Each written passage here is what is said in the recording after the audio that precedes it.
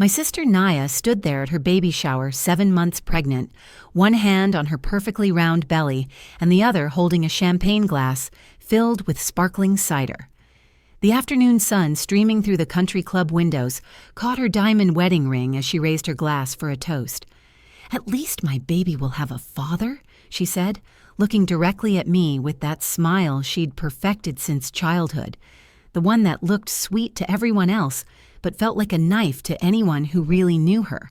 The room erupted in applause, 40 guests clapping like she'd just announced a cure for cancer instead of taking a direct shot at me and my son.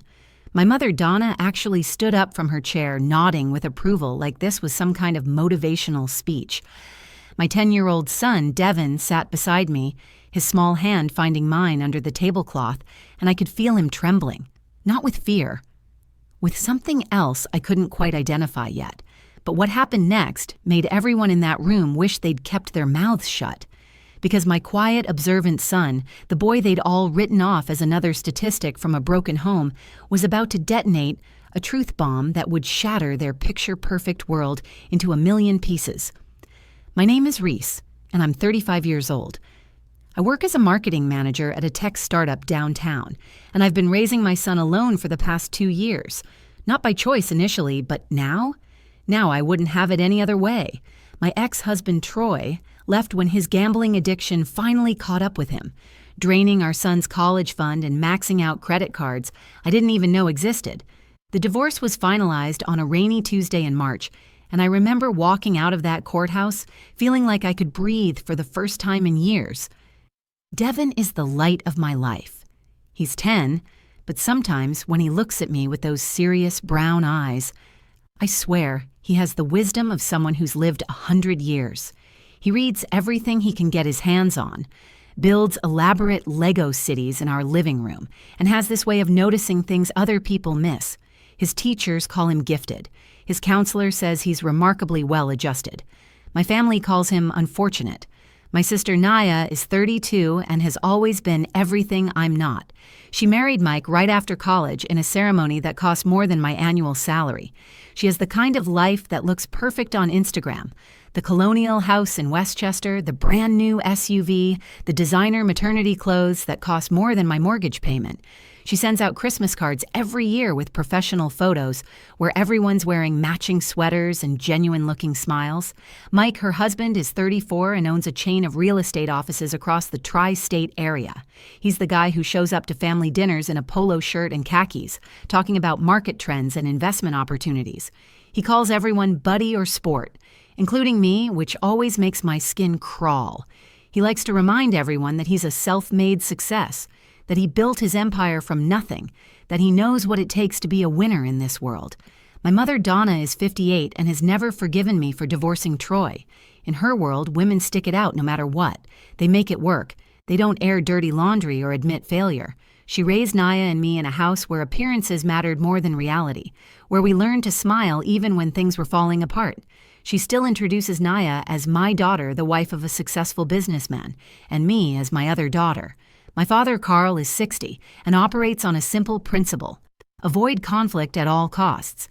He's perfected the art of being present, but not really there, of nodding along to whatever my mother says while retreating into his newspaper or his golf game. He taught me how to change a tire and throw a curveball, but he never taught me how to stand up to the people who were supposed to love me most. That baby shower was supposed to be Naya's crowning moment, the celebration of her perfect marriage producing its perfect offspring. The room was decorated like something out of a magazine with pink and gold everything. There were games with prizes, a candy bar styled to match the decorations, and a cake that looked too beautiful to eat. Everyone there had been carefully selected to witness and validate Naya's success story. What none of them knew was that sometimes the people pointing fingers have the most to hide, and sometimes a 10-year-old boy can see truths that adults spend their whole lives avoiding. I should have known the baby shower would be a disaster when Mom called me 3 times that morning to remind me to dress appropriately and not make this about you. The first call came at 7 while I was packing Devin's lunch. The second interrupted my shower. The third caught me as I was trying to wrestle Devin into his good polo shirt, the one without the tiny stain on the collar that I'd been hoping no one would notice. "Reese, I'm serious," Mom said through the phone speaker while I fixed Devon's collar. "This is Naya's special day. She's been planning it for months. Just smile, give your gift, and try to blend in." Blend in. That had been my assigned role in the family for as long as I could remember. Be quiet while Naya shined. Don't make waves while Naya sailed smooth waters. It had been 2 years since my divorce from Troy, and apparently that was still the family scandal that defined me, the thing that made me someone who needed to blend in rather than stand out. The Rosewood Country Club looked like something from a movie when we pulled up. My 8-year-old Honda Civic felt out of place between the Mercedes and BMWs in the parking lot. Devon noticed too, though he didn't say anything. He just straightened his polo shirt one more time and grabbed the gift bag from the back seat. "You remembered the card, right, Mom?" he asked, and I loved him for trying to make sure we did everything right, that we didn't give them any ammunition. "I remembered everything, baby. We're going to be perfect guests." The garden room had been transformed into what looked like a Pinterest board come to life. Pink and gold balloons formed an arch over the gift table where presents were already piled high. Mason jars wrapped in lace held pink roses and baby's breath. A banner reading, "A little princess is on the way," stretched across one wall in glittering letters. There were even those elaborate centerpieces on each table, the kind with floating candles and pearls that probably cost more than my weekly grocery budget. About 40 guests were already mingling when we walked in, their voices creating a buzz of excitement and anticipation. I recognized most of them immediately. There was Mrs. Peterson from Mom's church, wearing her Sunday best even though it was Saturday. Mike's mother, Gloria, was holding court near the dessert table, her thick Connecticut accent carrying across the room as she told anyone who would listen about how excited she was to finally be a grandmother. Naya's book club friends clustered together near the windows, all of them in sundresses that looked coordinated without being too obvious about it. "Remember what we talked about?" I whispered to Devon as we paused at the entrance. "If anyone says anything that makes you uncomfortable, just squeeze my hand twice and we'll take a break outside."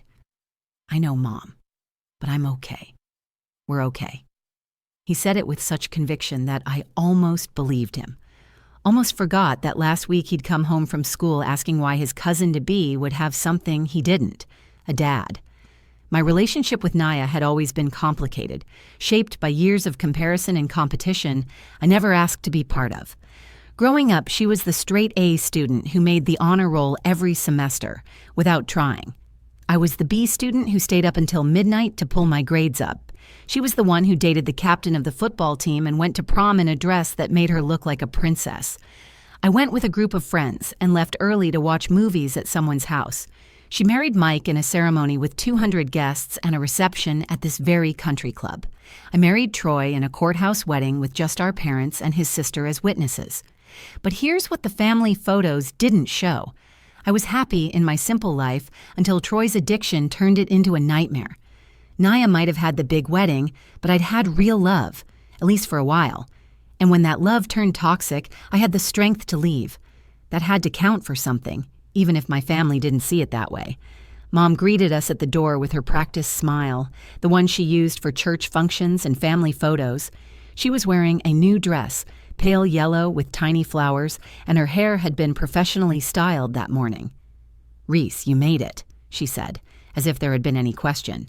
"And Devon, don't you look handsome?" She leaned in closer, lowering her voice so only I could hear. "Try to be happy for your sister today. This is her moment. Don't ruin it with any of your drama." My drama. As if existing as a divorced single mother was something I performed rather than simply lived. The trouble started during the gift opening, though looking back, I should have seen it building from the moment we sat down. Naya was center stage, positioned in a throne-like chair decorated with ribbons and miniature baby bottles. She glowed in her floral maternity dress, a designer piece she'd made sure to mention cost $800 when she'd shown it to me last week. Mike stood behind her chair, his hands possessively placed on her shoulders, playing the part of the devoted husband like he was auditioning for a commercial. "Oh, this one's from Cousin Janet," Naya squealed, holding up a silver box tied with an enormous bow. She made a show of opening each gift, holding items up for everyone to admire, while her friend Bethany dutifully wrote down who gave what for the thank you cards. A designer breast pump from Mike's mother, a $1,000 stroller system from her book club, each gift more expensive than the last, turning the whole event into some kind of wealth parade. Then she got to mine. "This one's from Reese," she announced, her voice changing just slightly like she was preparing the audience for disappointment. I watched her open the gift bag slowly, pulling out the tissue paper piece by piece. When she finally revealed the quilt I'd spent 2 months creating, working on it every night after Devin went to bed, she held it up with 2 fingers like it might be contaminated. "How crafty," she said, the word crafty sounding like an insult in her mouth. "You always were good with your hands. Had to be, raising Devin alone and all." The room shifted uncomfortably. A few people chuckled, that nervous laughter people do when they're not sure if something's meant to be funny or cruel. I felt Devin tense beside me, his fork stopping halfway to his mouth with a piece of cake he'd been enjoying. "Each square has a different nursery rhyme," I said, trying to keep my voice steady. "I embroidered them all by hand. The back is made from organic cotton that's hypoallergenic." "How thoughtful," Naya continued, folding the quilt carelessly and setting it aside, far from the pile of approved gifts. "Well, we can't all afford to shop at Bergdorf's. Some of us have to be creative with our limitations." "Actually, handmade gifts are often more valuable than store-bought ones," Devin said quietly. Everyone turned to look at him. That quilt probably took over 100 hours to make. At minimum wage, that would be worth more than most of these presents. Mike laughed, that booming laugh he used in business meetings. "Look at the little mathematician. Too bad life isn't really about calculating hours, right, sport? It's about what you can actually provide." That's when Mom decided to insert herself into the conversation from her seat of honor at Naya's right hand. "Some women just make bad choices," she said, loud enough for everyone to hear, looking directly at me. Thank goodness Naya learned from her sister's mistakes. She waited for the right man, built a proper foundation. Not everyone has that kind of wisdom. Mrs. Peterson nodded enthusiastically from the next table. "It's so important for children to have both parents.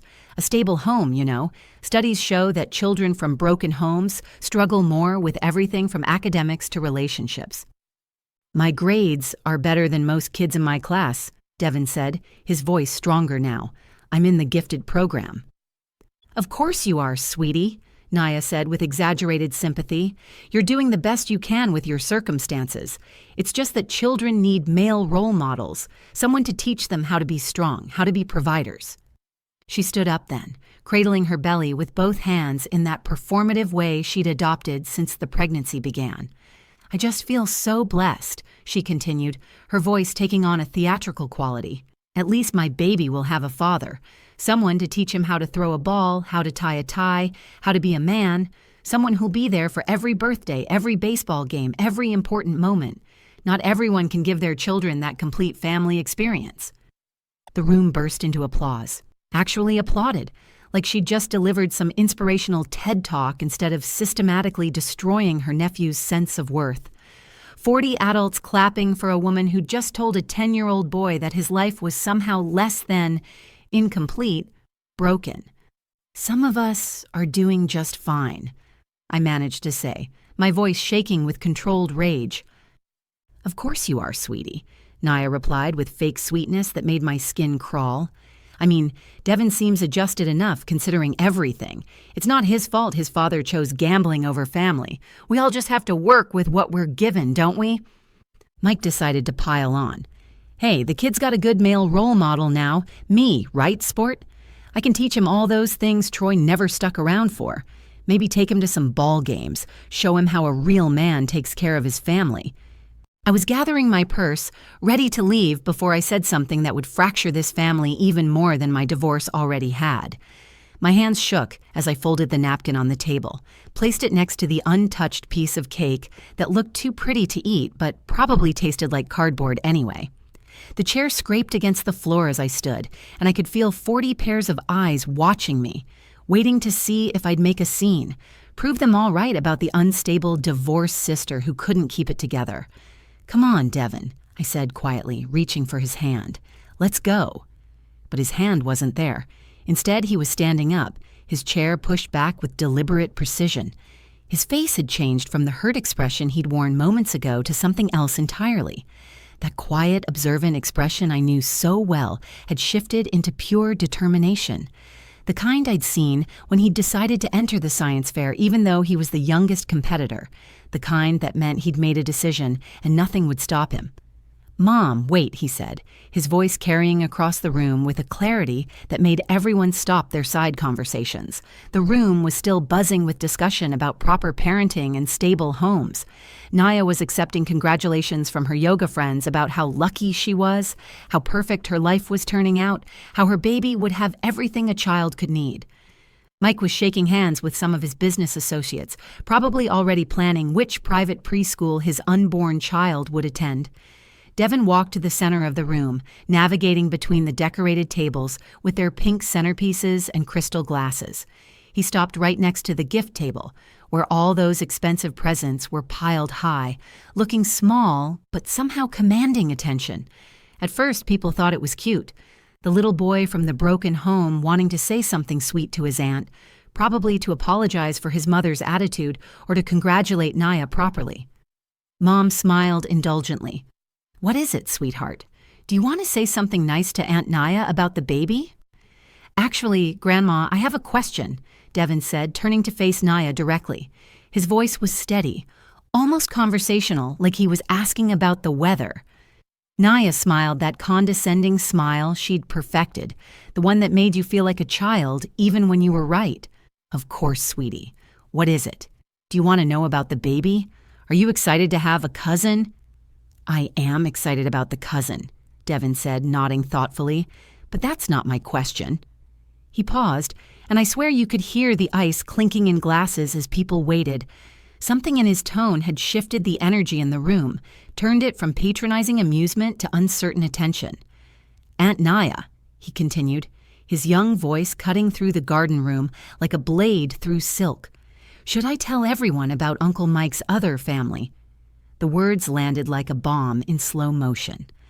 I watched Mike's face drain of color, his hand freezing midway through a handshake with Dr. Morrison from the country club. His perfectly styled hair suddenly looked disheveled even though he hadn't moved. The confident real estate mogul persona cracked like an egg, revealing something raw and panicked underneath. "What are you talking about, buddy?" Mike said, trying to laugh it off, but his voice cracked on the word buddy, that fake friendly term he used for everyone suddenly sounding desperate. "Kids say the funniest things, don't they?" But Devin wasn't laughing. He wasn't even smiling. He pulled out his phone, the one I'd given him for emergencies only, the one he barely used except to call me when practice ran late. He held it up, not dramatically, just matter-of-factly like he was presenting evidence in a science project. "Last month when you took me to that baseball game, remember? The one where you said you were teaching me about being a man?" Devin's voice remained calm, but there was steel underneath it. "You said you had to stop by your office first. But we didn't go to your office, Uncle Mike. We went to a house in Riverside, a blue house with a broken mailbox and a swing set in the front yard." The room had gone completely silent. Even the catering staff had stopped moving, frozen with champagne bottles half poured and plates half cleared. Naya's perfect pink and gold world hung suspended, waiting for the next words that would either restore it or shatter it completely. "A lady named Brittany answered the door," Devin continued, each word precise and clear. "She had brown hair and was wearing hospital scrubs because she's a nurse. And there was a little girl with her, a little girl with curly hair who ran to you and called you Daddy." The room froze completely. You could have heard a pin drop on the country club's marble floor, except no one dared move enough to drop anything. 40 guests stood like statues in a museum, their champagne glasses suspended mid-air, their fake smiles sliding off their faces like melting wax. "That's ridiculous," Mike stammered, his usual commanding voice reduced to something thin and desperate. "The kid's confused. I was showing a house to a client. You know how kids are. They misunderstand things." "The little girl had your eyes," Devin continued, his 10-year-old voice cutting through Mike's protests with surgical precision. They're green with that little brown spot in the left one, just like yours. She was wearing a frozen dress and light-up sneakers. She said, "Daddy's home," when she saw you, and you picked her up and spun her around. You gave Brittany an envelope of cash and told me it was our secret. You said boys need to learn that sometimes men have responsibilities they don't talk about. Naya's perfect composure started cracking like ice on a pond. "Mike?" Her voice was barely a whisper, but in the silent room, it sounded like a scream. "Baby, it's not what it sounds like." Mike started moving toward her, but she stepped back, her hand protectively covering her belly. "You've been visiting them every Tuesday," Devin said, still holding his phone steady. "Every Tuesday when you tell Aunt Naya you have late meetings with investors. I know because you picked me up from school 3 Tuesdays last month when Mom had to work late. You said you were being a good uncle, helping out. But we went there each time. Brittany called you her daughter's father. She said Cadence had been asking when you'd move in with them full time. The girl's name is Cadence. She's 4 years old." My mother stood up so fast her chair tipped backward, clattering against the floor. "This has to be a misunderstanding. This child is lying. He's making things up for attention." "I have pictures," Devin said simply, with the same tone he used when presenting his science fair project. "You taught me to always document things, Grandma. You said that's what smart people do. That's what successful people do." He turned his phone screen toward the room, swiping through multiple photos with the efficiency of a prosecutor presenting evidence. The first showed Mike on the porch of a small blue house, hugging a little girl while a woman with long brown hair stood in the doorway. The second captured him, pushing the girl on that swing set, both of them laughing. The third showed all 3 of them at what looked like a backyard barbecue, Mike wearing an apron that said, "Dad's Grilling." Naya grabbed the phone from Devin's hands, staring at the screen like it might change if she looked hard enough. Her face cycled through disbelief, recognition, and finally, pure rage. She threw the phone back at Devin, who caught it smoothly and turned to Mike. 4 years, she screamed, her perfect baby shower voice replaced by something primal. "She's 4 years old? We've been married for 6 years, Mike, 6 years." "Naya, please, let me explain." Mike reached for her arm, but she jerked away so violently she knocked over the gift table. Expensive presents crashed to the floor, the designer breast pump breaking open, tiny bottles rolling across the marble. "Explain what? That you have another child? That you've been living a double life? That every Tuesday when you said you were building our future, you were with them?" Mike's mother, Gloria, let out a wail that sounded like a wounded animal. "This can't be true. Michael, tell them it's not true." "The little girl goes to Riverside Elementary," Devin added quietly. "She's in pre-K. Her favorite color is purple. She has a cat named Whiskers that Uncle Mike bought her for her 3rd birthday. I know because she told me all about it when he was inside talking to her mom." "You took my nephew to meet your secret family?" Naya's voice broke completely. She grabbed the nearest thing, a crystal vase from the destroyed gift table, and hurled it at Mike. He ducked, and it shattered against the wall behind him, pink roses and water cascading down the wallpaper. The perfect baby shower dissolved into complete chaos. Mike's business partners were backing toward the exits. The book club women were either recording on their phones or pretending they weren't. Mrs. Peterson was crossing herself repeatedly while muttering prayers. My mother sat down heavily in her chair, fanning herself with a baby shower program, the pink and gold paper fluttering uselessly. "Get out," Naya said, her voice dropping to something dangerous. "Get out now." "The baby, think about our baby," Mike pleaded. "You mean like you thought about Cadence?" Naya laughed, but it wasn't really a laugh. It was something sharp and broken. "At least now my baby will have something in common with hers. A father who's a liar." The country club staff quietly ushered everyone out while Naya sobbed in the bathroom, her perfect makeup running down her face in black streams. The garden room looked like a war zone with overturned chairs, scattered gifts, and pink decorations hanging at broken angles. Mom went with Naya, but not before stopping in front of me and Devin. "Did you know?" she asked me, her voice accusatory even now, even after everything that had just been revealed. "Did you put him up to this?" "No, Mom. Unlike some people, I don't keep secrets that destroy families. I just survived the destruction of my own." She turned to Devin, her face a mixture of anger and disbelief. How could you do this to your aunt? How could you ruin her special day? That's when I stepped forward, putting myself between my mother and my son. How could you do what you did to him? He sat here listening to you all tear his mother apart, call his life incomplete, suggest he's damaged goods because his father isn't around, and you want to blame him for telling the truth?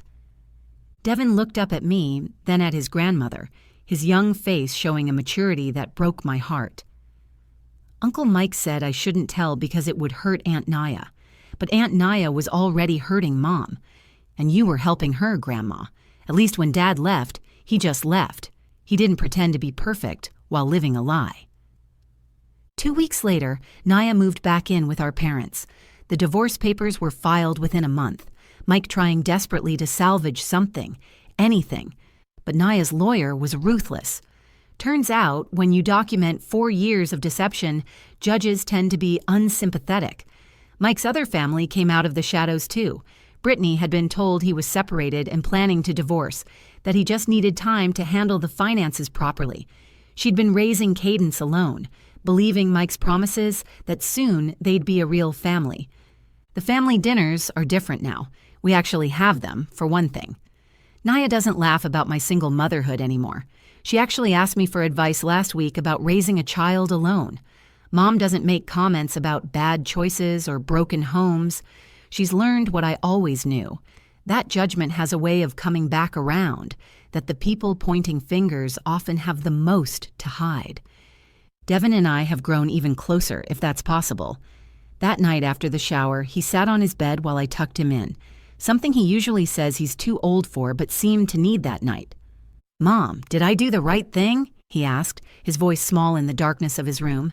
You stood up for us, I told him, sitting on the edge of his bed. You showed them that being a single-parent family doesn't make us less than. It makes us honest. It makes us real. It makes us strong. He nodded, then said something I'll never forget. Mom, Uncle Mike had a father growing up. Dad had a father growing up, but they both became liars. Maybe having a father isn't the important part. Maybe having someone who teaches you to tell the truth is. The baby shower story became legendary in our town. People still whisper about it at the grocery store, how little Devin Matthews exposed Mike Harrison's double life at the Rosewood Country Club. But for me, it became something else entirely. It became the day my 10-year-old son taught a room full of adults that perfect families don't exist, that single mothers raise warriors, and that sometimes the people with the least have the most integrity. Naya had her baby 2 months later, a beautiful boy she named Oliver. I was there in the delivery room, holding her hand while she pushed, being the sister she needed me to be. And despite everything that happened, despite the pain and humiliation and broken trust, she called me the next day while I was at work. I'm sorry, she said, her voice raw with exhaustion and emotion. For everything. For all those years. I thought I had it all figured out. I thought my life was perfect and yours was the cautionary tale. None of us have it figured out, I told her. But now Oliver has something more valuable than a perfect family story. He has the truth. He has authenticity. That's a better inheritance than any lie, no matter how pretty it looks wrapped in pink and gold balloons. And you know what? Devin and Oliver are inseparable now. My son is the protective older cousin, teaching Oliver about dinosaurs and planets and all the things that fascinate him. He's showing Oliver that families come in all shapes and sizes, and that love isn't measured by who's present, but by who shows up with honesty and stays with integrity.